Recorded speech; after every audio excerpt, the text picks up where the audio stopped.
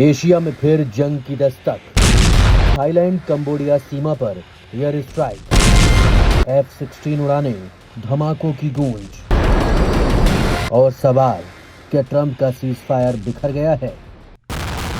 फिर सुलगी आग, फिर गूंजे धमाके और फिर सीमा पर एयर स्ट्राइक। थाईलैंड की रॉयल एयरफोर्स ने सुबह सवेरे कंबोडिया बॉर्डर पर टारगेट्स को निशाना बनाया। F-16 ने आसमान से वार किया, जमीन गोलाबारी से दहलने लगी। थाई मिलिट्री के मुताबिक उबोन राजधानी के 2 सेक्टर्स में उनकी यूनिट्स पर फायरिंग हुई। इसके बाद एयरक्राफ्ट ऑपरेशन शुरू किया गया। कंबोडियाई रक्षा मंत्रालय ने दावा किया है कि थाई सेना ने उकसावे के बाद हमले किए और उनकी फोर्सेज ने जवाबी फायरिंग नहीं की।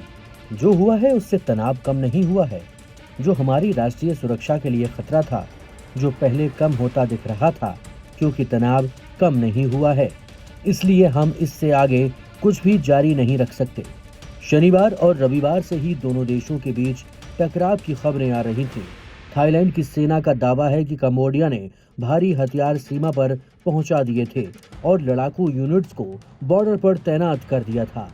थाईलैंड का दावा है कि ये ऐसी गतिविधियां थीं जो सैन्य ऑपरेशंस को बढ़ा सकती थीं और थाई सीमा क्षेत्र के लिए खतरा पैदा कर सकती थीं।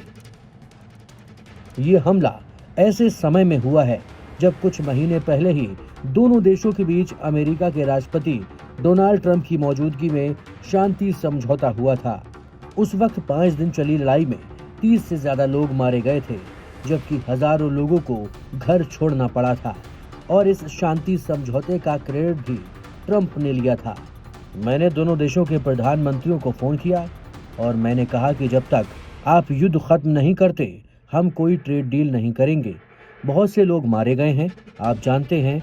थोड़े समय में बॉर्डर पर वो लड़ रहे हैं, काफी जंगली तरीके से, और मैंने दोनों प्रधानमंत्रियों से बात की और मुझे लगा कि जब तक मैंने बात खत्म नहीं की, मुझे लगता है कि वो अब समझौता करना चाहते हैं। मुझे पता है कि वो आज या कल मिल रहे हैं और हम उनके साथ काम करेंगे। मार्को रूबियो भी उनके साथ काम कर रहे हैं, उनके लोग और वो खुद। मुझे लगता है कि हम उसे हासिल कर लेंगे। ये एक बहुत अच्छी बात होगी, लेकिन ये एक बुरी बात हो सकती थी।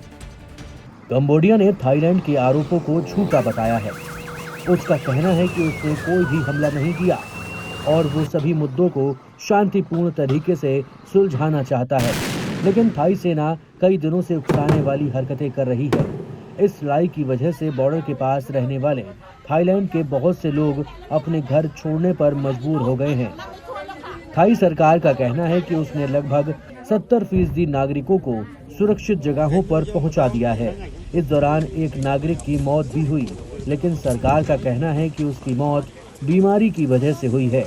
सीमा पर आग धधक रही है, लेकिन ट्रंप है कि अब भी दावा कर रहे हैं कि वो दुनिया में युद्ध खत्म करवा रहे हैं। ये तो जल्दी हो गया, आप बहुत स्मार्ट हैं। अच्छा, धन्यवाद। लेकिन आज ही मैंने टैरिफ का इस्तेमाल करके एक युद्ध रोका है। अक्सर मैं ऐसा कर पाता हूँ। और अगर आप युद्ध की लागत के बारे में सोचें तो मौत के बारे में तो भूल ही जाइए, जो नंबर 1 है। क्या ये पुष्टि है कि कंबोडिया, थाईलैंड, आपने युद्ध रोक दिया है? वो बहुत अच्छा कर रहे हैं। वो पहले अच्छा नहीं कर रहे थे और फिर जैसा कि आप जानते हैं, उनके बीच एक विवाद था और मैंने दोनों देशों के प्रधानमंत्रियों से बात की और वो बहुत अच्छा कर रहे हैं। मुझे लगता है कि वो ठीक रहेंगे। थाईलैंड और कंबोडिया के बीच लंबे समय से बॉर्डर पर मौजूद एक प्राचीन मंदिर प्रिय विहार को लेकर विवाद है। ये मंदिर कंबोडिया के बॉर्डर में है, लेकिन आसपास की जमीन पर दोनों देश अपना अधिकार बताते हैं। प्रिय विहार मंदिर को लेकर दोनों देशों में लंबे समय से विवाद है। थाईलैंड इस मंदिर पर कंट्रोल की कोशिश में लगातार लगा रहा, जिसके बाद 1959 में कंबोडिया ये मामला अंतर्राष्ट्रीय न्यायालय में लेकर गया। साल 1962 में अदालत ने फैसला दिया कि मंदिर कंबोडिया का है। कोर्ट ने थाईलैंड को अपने सैनिक हटाने का आदेश दिया। तब थाईलैंड ने इसे स्वीकार किया, लेकिन आसपास की जमीन को लेकर विवाद जारी रखा।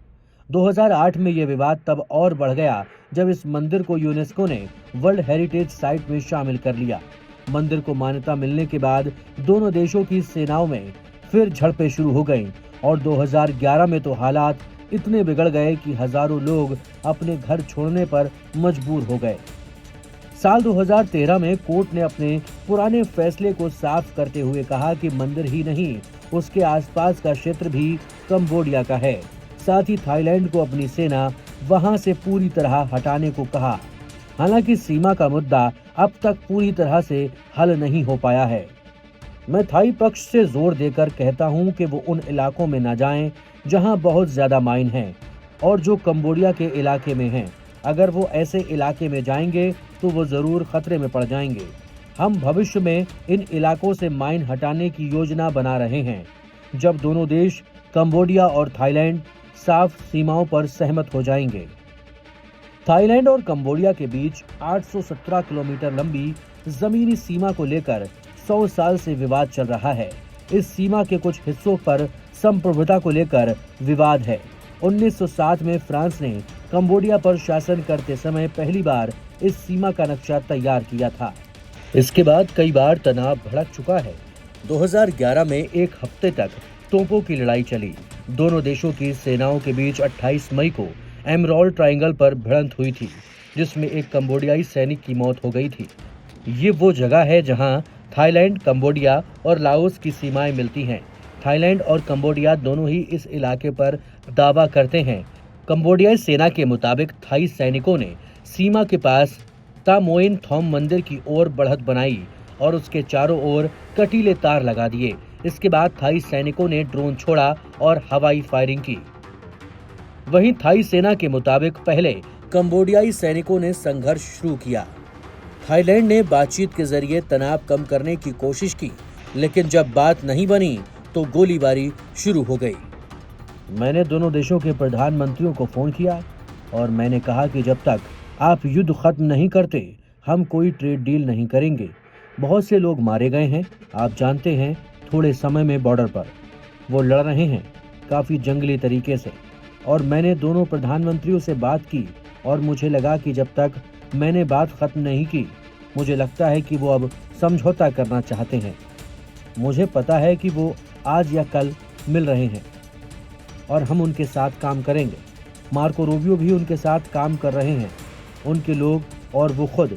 मुझे लगता है कि हम उसे हासिल कर लेंगे। ये एक बहुत अच्छी बात होगी, लेकिन ये एक बुरी बात हो सकती थी।